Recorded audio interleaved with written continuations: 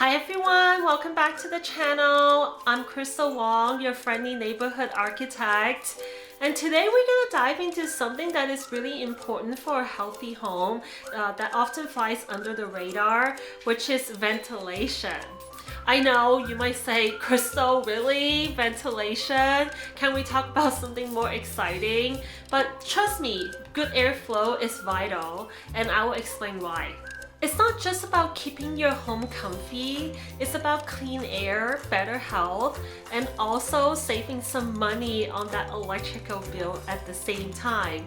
So buckle up, because today I'm going to show you how to breathe easy with some design tips that can totally transform your home.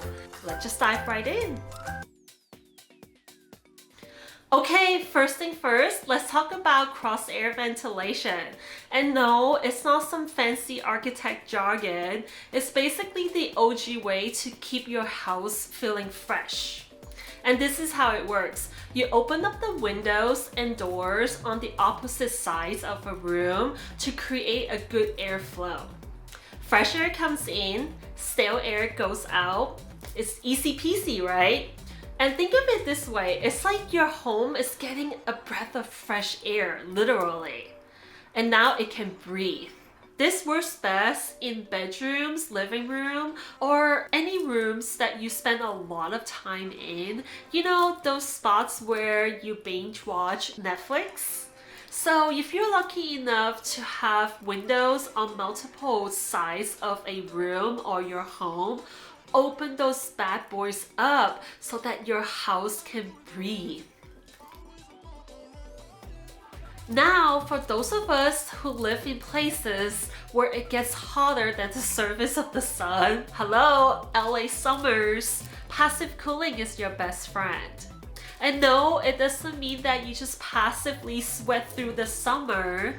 Passive cooling is a way to use smart design to reduce heat without the need of blasting the AC 24/7. For example, did you know that hot air naturally rises? So if you've got high windows or vents, that's a great way to allow the hot air to escape while allowing the cooler air to stay down where you are. It's like Mother Nature's personal air conditioning system without that massive electricity bill. Another trick is to use shade, and it's not just for beach day uses, okay? Add blinds, overhangs, or the good old curtains to block out the sun during the hottest time of the day, which is from noon to 3 o'clock in the afternoon. And pair that with cross-air ventilation, and boom, you got yourself a cooler and more energy efficient space. Alright, let's get real over here. Sometimes you do have to pull out the big guns. And by that, I mean the AC. And if you're going to use HVAC, why not choose a system that is eco-friendly as well? I'm talking about systems that don't just heat and cool your space, they also filter the air and keep the pollutants out. It's like getting AC and an air purifier all in one. Look for systems that have HEPA or activated carbon filters. These babies traps allergen, dust, and all this nasty stuff that is floating around. And if you're going to upgrade, make sure the system is Energy Star rated. Not only does it help the planet, it also helps you to avoid the dreaded spike in energy bill. And trust me, your wallet will thank you. Now let's talk about something that might sound boring, but it's actually super important, which is vent placement. Where you place your vent is like where you place your furniture in feng shui. It matters. You want your vents up high, ideally on walls or ceilings, because hot air rises, right?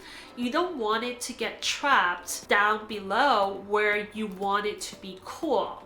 And please, please, please do not block your vents with a couch or a bookshelf, because your furniture doesn't need air conditioning. You do. Also, cleaning those ducts is key. I know, nobody wants to deal with cleaning air ducts, but a little maintenance goes a long way. Dusty ducts? I know it's tongue twister, right? But dusty ducts equals bad air quality. And now you've been warned. Now let's talk about city living, because let's face it, it's not all about the glamorous rooftop or overpriced latte. That's one big problem, which is pollution. You don't want the smoke to come in with your open windows, right? I've got a solution for you. Green walls. These are like the superheroes in the architectural world. Green walls or vertical gardens not only look amazing, but they also help to filter out the pollutions before they even get inside. Plus, who doesn't want a little jungle in their living room, right? And if gardening isn't your thing, I see you plant killers out there. Consider using high efficiency window filters. These babies are like a force field for dust, pollens, and smoke. Put them in your windows and doors. You'll get that fresh breeze without all the gunk. Last but definitely not least, materials.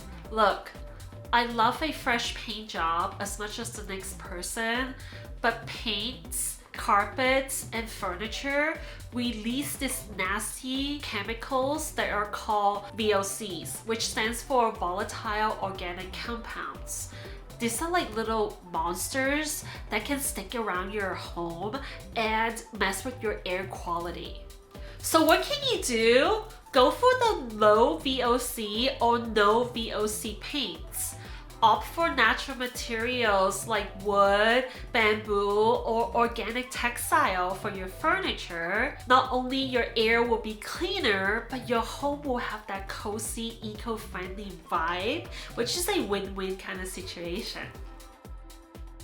So there you have it. Simple ways to improve ventilation, boost air quality, all while saving energy all at the same time. If you've got any other ventilation hacks or you've tried any of these, please let me know in the comment below. And don't forget to like, subscribe, and hit that notification bell so that you don't miss any future videos on how to create a healthier and happier home. Thank you so much for watching. I'll see you next time. Stay breezy.